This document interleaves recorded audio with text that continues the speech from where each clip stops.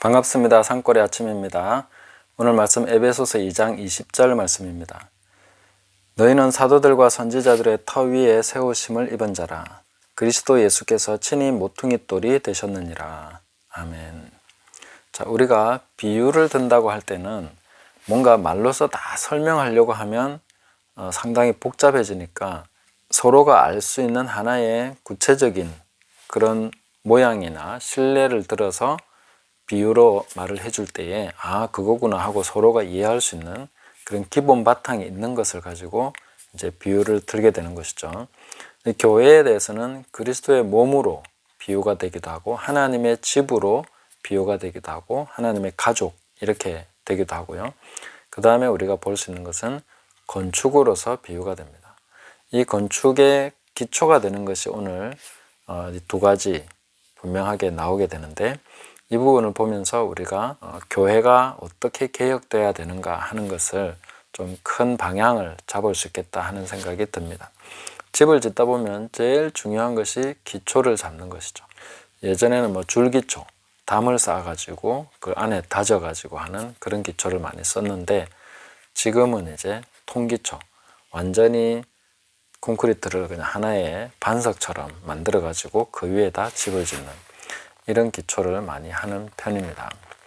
그런데 이 교회를 건축에 비유하면서 터에 대해서 설명을 해주시는데, 예수님이 직접 바로 그 모퉁이 돌이 되신 것이고 나머지 사도들과 선지자들이 터가 되었다 이렇게 말하고 있습니다. 이것이 없이는 집을 지을 수 없는 것이죠. 터가 없는 집은 있을 수가 없습니다. 터를 제대로 닦지 않고는 절대로 집을 지을 수가 없는데, 이 터가 잘못되어 있으면 그 위에 있는 구조물은 보나마나한 것이죠. 그래서 이런 부분에 대해서 우리가 살펴보면서 우리가 뭐가 잘못됐나 하는 것에 대해서는 이 말씀을 토대로 해서 우리가 살펴야 되겠다 하는 것입니다. 첫 번째로 볼 것은 사도들과 선지자들의 터, 이것을 어떻게 이해할 것인가. 사도들은 분명히 예수님께서 처음 세우신 직분입니다. 그래서 신약이라고 볼 수 있는 것이죠.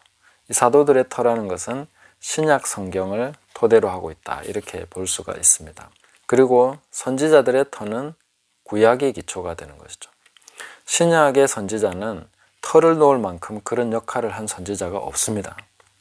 그래서 이 선지자들의 터라는 것은 구약의 모든 것을 말하고 있다 이렇게 보는 것이 좋겠죠. 그래서 교회의 터는 바로 구약과 신약이다 이렇게 봐야 되는 것입니다.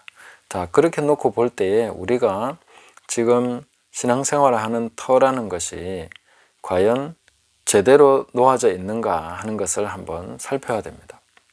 저는 제가 볼 때는 이 지나치게 신약에 집중돼 있고, 특히 로마서나 이런 교리적인 부분에 많이 집중이 돼 있고, 나머지 부분은 상당히 무시되는 측면들이 있습니다. 특히 구약 성경은 많이 무시되고 있는 것이죠. 그러니까 선지자들의 터가 상당히 약화되어 있다, 무시당하고 있다 이렇게 저는 보는 것입니다. 그래서 우리가 구원에 관해서도 생각할 때 구원하면 항상 신약만 생각하는 것이죠. 그래서 예수님의 십자가, 사도 바울의 로마서의 가르침 이런 것들을 통해서 이제 구원받는다라고 우리는 이해하는데, 사도 바울이 디모데에게 디모데후서 3장 15절에서 17절을 보시면 이렇게 말씀하는 대목이 있습니다. 자, 또 어려서부터 성경을 알았나니 성경은 능히 너로 하여금 그리스도 예수 안에 있는 믿음으로 말미암아 구원에 이르는 지혜가 있게 하느니라. 모든 성경은 하나님의 감동으로 된 것으로 교훈과 책망과 바르게 함과 의로 교육하기에 유익하니 이는 하나님의 사람으로 온전하게 하며 모든 선한 일을 행할 능력을 갖추게 하려 함이라. 아멘. 자, 이 말씀을 읽을 때 우리는 항상 거의 신약 성경을 떠올립니다. 그러나 우리가 유념해야 될 것은 디모데에게 바울이 이렇게 성경을 쓰는, 편지를 쓰는 이 시점에는 신약 성경이 없는 시대입니다. 신약 성경이 없는 시대에 바울은 성경을 알았다. 성경은 능히 너로 하여금 그리스도 예수 안에 있는 믿음으로 말미암아 구원에 이르는 지혜가 있게 한다. 자, 구원에 이르는 지혜가 그리스도 예수 안에 있는 믿음으로, 이 내용이 바로 구약 성경을 언급하고 있는 내용이다 하는 것을 우리가 분명하게 확인을 해야 됩니다. 구약 성경밖에 없는 시대에 성경을 통해서 알게 된다는 것은 구약 성경을 얘기한 것이다, 이렇게 봐야 되는 것이죠. 그러니까 우리가 지금 이해하고 있는 구원이 만약 신약에만 국한되어 있는 그런 거라면 구원에 이르는 지혜에 있어서 우리가 구약의 성경으로부터 배워야 된다는 것, 그것을 통해서 알아야 된다는 것을 우리가 상당히 많이 간과하고 있다. 물론 신약에 와서 사도 바울이 구약을 예를 들어서 성경을 많이 설명을 해줬습니다. 그런 것도 물론 맞는 것이지만, 그러나 구약 성경 창세기부터 말라기까지 전체가 바로 그리스도 예수 안에 있는 그 믿음으로 말미암아 구원에 이르는 지혜가 있도록 하는 그 선지자들의 터라는 것을 우리가 분명하게 인식하고, 그 부분을 다시 복원하고 우리의 터로 삼고 여기에서 지혜를 얻고 여기에서 건축을 해야 된다. 이 토대 위에 건축을 해야 된다. 이것을 우리가 생각해야만 하는 것입니다.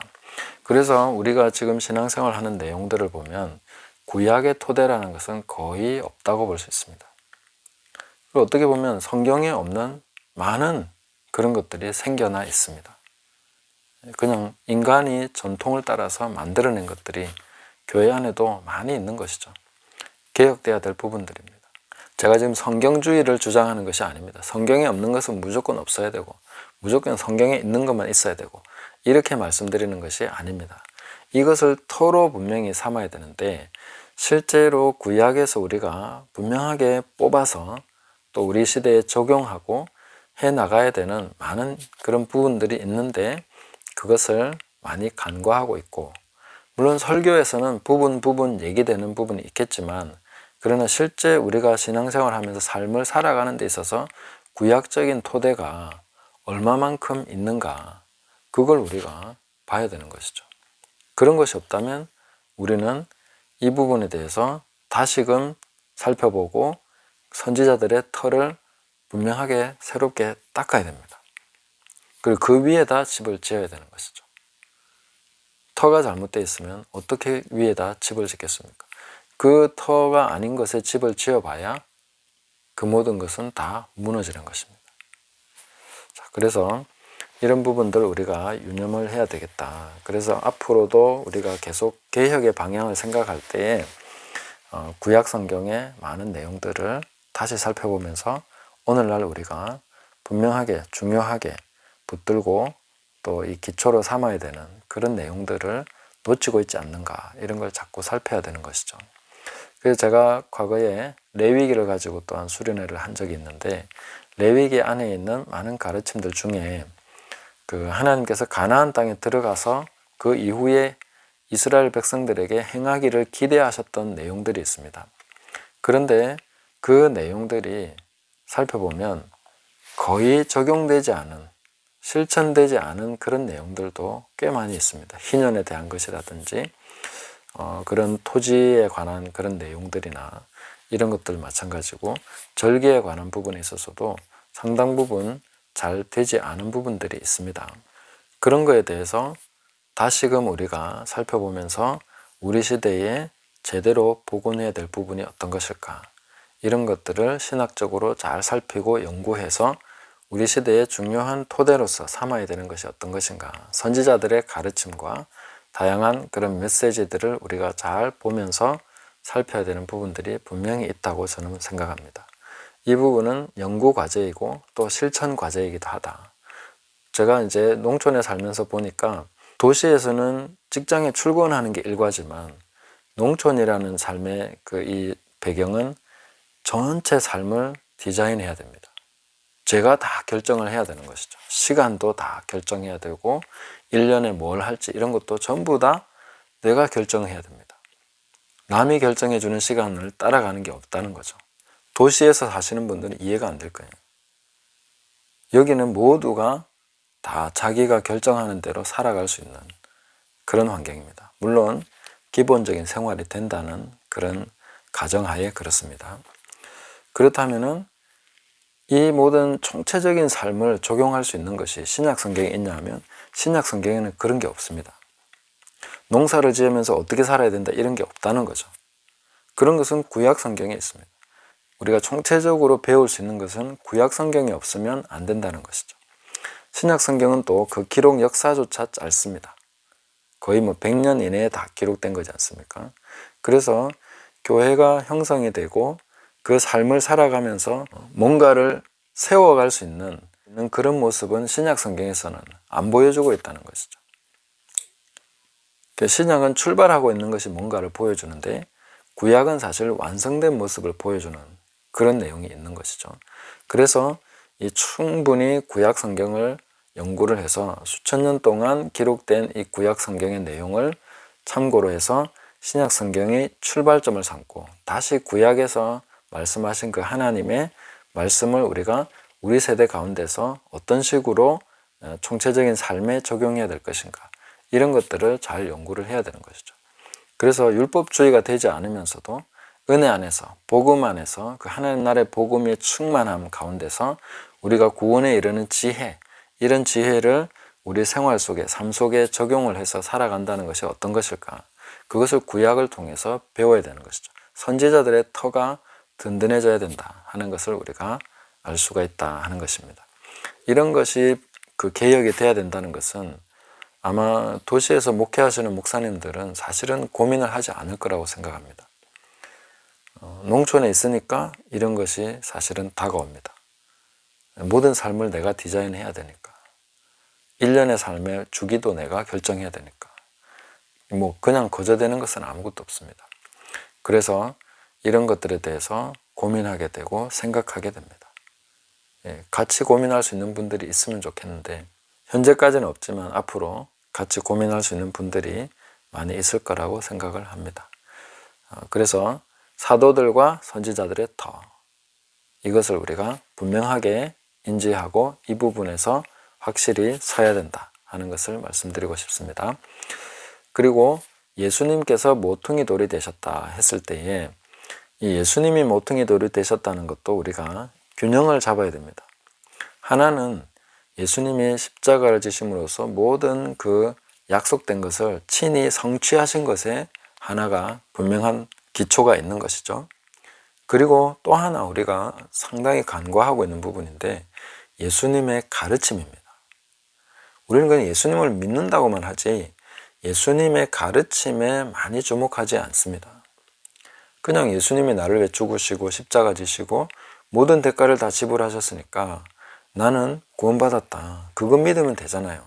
이렇게만 생각하는데 예수님은 가르치셨습니다. 친히 가르치셨습니다. 사도행전 1장에서도 예수님께서 행하시며 가르치기를 시작하신부터 이렇게 말씀하고 있죠. 그 행하심과 가르침 두 개가 큰 줄기입니다. 그런데 우리는 예수님이 행하신 것만 계속 받아들이고 가르침은 간과한다는 것이죠. 마태복음 7장을 참고해서 보면 이 기초라는 것이 바로 예수님의 가르침이라는 것을 알 수 있습니다. 집을 짓는데 기초를 반석 위에 짓지 않고 모래 위에 짓는 사람이 있고 또 반석 위에 짓는 사람이 있다. 거기에 대해서 예수님이 결론적으로 뭐라고 말씀하셨습니까? 내가 말한 대로 행하는 자는 반석 위에 짓는 자고 내가 말하는 대로 행하지 않는 자는 모래 위에 짓는 자다. 그러니까 예수님의 가르침을 얘기하신 것이죠.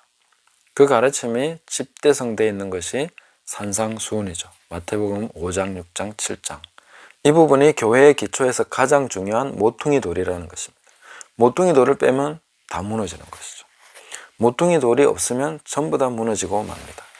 아무리 세워놨다 하더라도 그 비가 오고 바람이 불고 홍수가 났을 때 다 쓸려가 버리는 것이죠. 그래서 우리가 과연 우리가 제대로 된 집을 짓고 있는가 그것을 확인하려면 기초가 제대로 돼 있나 이거부터 확인해야 되겠죠. 사도들과 선지자들의 터 위에 세우심을 받고 있는가 그리고 예수 그리스도 모퉁이 돌 그 예수님의 행하심 뿐만 아니라 가르침에 대해서 우리가 그것을 행하고 있는가 이 부분이 굉장히 중요하다는 것이죠. 그리고 교회가 개혁되어 간다는 것은 바로 이 부분이 개혁돼야 된다 하는 것임을 알 수가 있습니다. 그래서 그 이후에 이제 연결되고 지어져 가는 이 부분은 또 뒤에 말씀드리겠지만 이 개혁에 있어서 가장 중요한 기초 이 부분을 우리가 다시금 확인해야 되고, 그래서 우리가 구약으로 다시 눈을 돌려야 되고 예수님의 가르침에 다시 눈을 돌려야 되고, 그렇게 해서 그 기초가 우리 교회 진리의 가장 중요한 그런 기초와 모퉁이 돌이 된다 하는 것을 확인하면서 이것이 바로 개혁의 방향이다 하는 것을 분명히 잡으시고 함께 기도하면서 진리의 말씀, 하나님 말씀을 더 깨달아가면서 올바르게 적용하고 올바르게 우리 삶과 교회 모든 것을 개혁해 나가기를 예수님의 이름으로 축복합니다. 감사합니다.